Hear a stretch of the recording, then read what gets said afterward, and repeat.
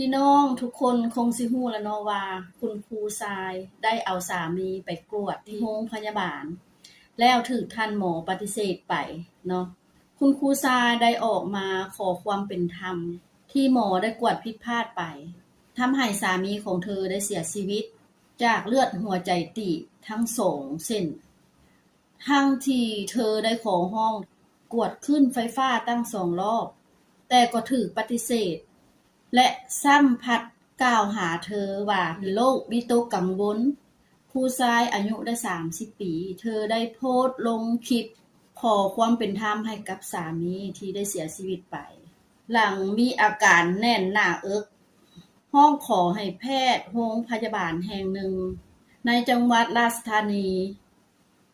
ที่ประเทศไทยเพื่อนบ้านเฮานี่เองอยากให้กวดขึ้นหัวใจให้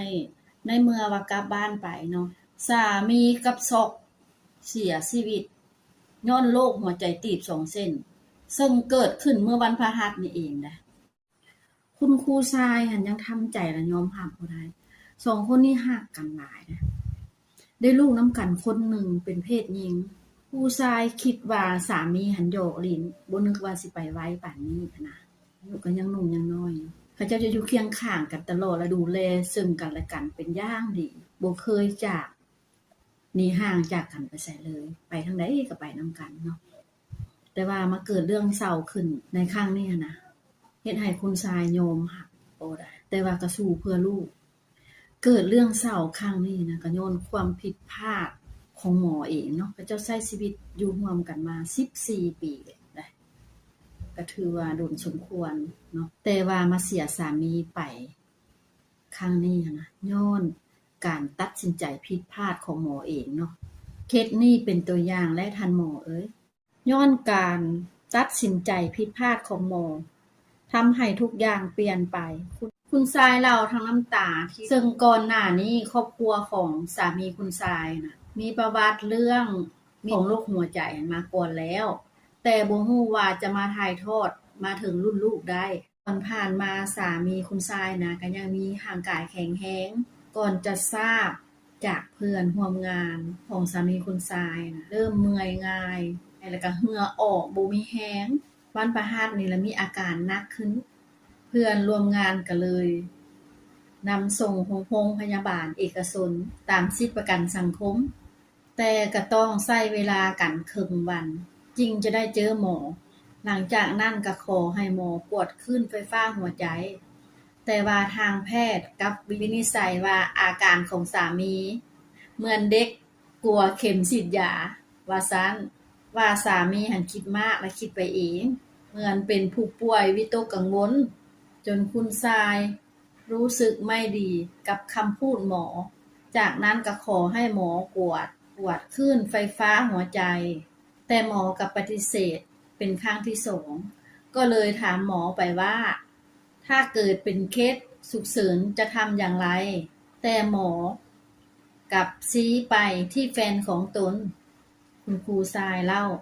และบอกว่าคนนั้นปกติแต่แฟนคุณนั้นประสาทกลับไปก็แย่งห้องกันอยู่เดี๋ยวคุณก็หายดีก่อนที่หมอจะสั่งยาคลายกล้ามเนื้อและยาแก้อักเสบและก็ให้กลับบ้านไปหลังจากว่าคุณทรายกับสามีได้กลับบ้านไปแล้วสามีคุณทรายก็ได้ขับรถออกไปรับลูกสาวบ่าย 3แล้ว1 ชั่วโมงผ่านมาตอน 4 โมงเย็นสามีเกิดอาการช็อกจึงรีบส่งโรงพยาบาลด่วนและปั๊มหัวใจแต่ก็บ่สามารถเอาชีวิตของสามีกลับมาได้คุณทรายเล่าว่าทำไมหมอจึงไม่ยอมกวดขึ้นไฟฟ้าหัวใจนะตามที่ขอร้องนะและครอบครัวก็ได้นำร่างของสามีไปพิสูจน์ศพที่นิติเวชจังหวัดราชบุรีแต่พบว่าสาเหตุที่ช็อกและเสียชีวิตไปเกิดจากเส้นเลือดในหัวใจตีบ2 เส้นคุณทรายยืนยันว่าสิเรียกร้องความเป็นธรรมให้สามีถึงที่สุดหลังจากนั้นครอบครัว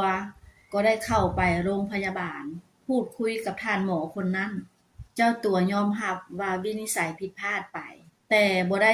แสดงท่าทีสลดหรือว่าเห็นใจครอบครัวคุณทรายเลยทางโรงพยาบาลก็ได้รับรู้เรื่องราวที่เกิดขึ้นของคุณทรายแล้ว ก็ได้ให้แพทย์คู่กรณีนะได้ลาพักงานไปก่อนแท้จริงแล้วก็มีสิทธิ์กวดได้เพราะว่ามีประกันสังคมแต่ก็บ่ฮู้คือกันว่าเป็นหยังหมอคนนี้นะจริงบ่ยอมกวดให้ถ้ากวดให้แล้วฮู้รายละเอียดก็เรื่องราวก็บ่ได้เกิดเรื่องเศร้าแบบซี่พี่น้องเอ้ยบัดนี้เรื่องเกิดขึ้นแล้วบัดนี้ทางโรงพยาบาลก็ได้ออกมาชี้แจงรายละเอียดพยายามตรวจสอบและก็จะขอรับผิดชอบเรื่องที่เกิดขึ้นจะสอบสวนและชี้แจงจะกวดสอบคืนอย่างโปร่งใสและชัดเจนที่สุดเดี๋ยวนี้ก็ทุกคนก็รอท่าท่านหมอคนนั้นนะออกมาชี้แจง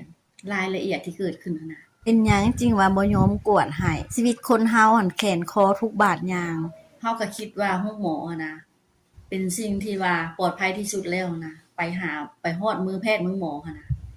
แต่เฮ็ดได้ว่าหมอเพิ่นบ่สนใจใยดีเนาะป้าให้คนไข้ต้องมาอาการแบบซี่นะว่าแล้วทุกคนเฮาก็ต้องมีสติเนาะถ้าว่าเฮากรณีว่าเฮาฝากชีวิตไว้กับหมอนะเฮามั่นใจแล้วนะมาเจอหมอแบบนี้หั่นนะแล้วสิให้เฮ็ดแนวใดล่ะบัดนี้ว่าเฮาก็ต้องได้เปลี่ยนโรงพยาบาลก่อนเฮาสิมีประกันสังคมอยู่หั่นก็ยานะเฮาก็ต้องออกไปหมออื่นก่อนรักษาชีวิตให้มันรอดก่อนนะแล้ววันนั้นจึงกลับมาเคลียร์ทีหลังนะว่าสิเฮ็ดเรื่องนี้ก็ถือว่าเป็นตัวอย่างให้กับท่านหมออีกแล้วบัดนี้ถือเบาบ่ได้แล้วบ่ให้มีอคติกับคนไข้เว้าไปเลยเดาไปเลยนะแทนที่สิกวดจากว่าเป็นโรคหยังเพื่อได้วางยาให้มันถูกต้องน่ะคนไข้ก็สิได้หายไวดีไวมันก็ได้รับผลแล้วก็หายไวกว่านะเรื่องราวของคุณทรายก็ได้สูญเสียสามีไปแบบทำใจและยอมรับบ่ได้เนาะพี่น้องอันนี้ก็ขอแสดงความเสียใจได้สูญเสียสามีไปขอให้มีกำลังใจสู้ต่อไปเพื่อลู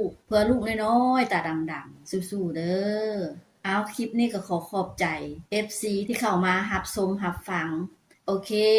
จบเท่านี้บ๊ายบายไปก่อนคลิปหน้าพบกันใหม่เด้อ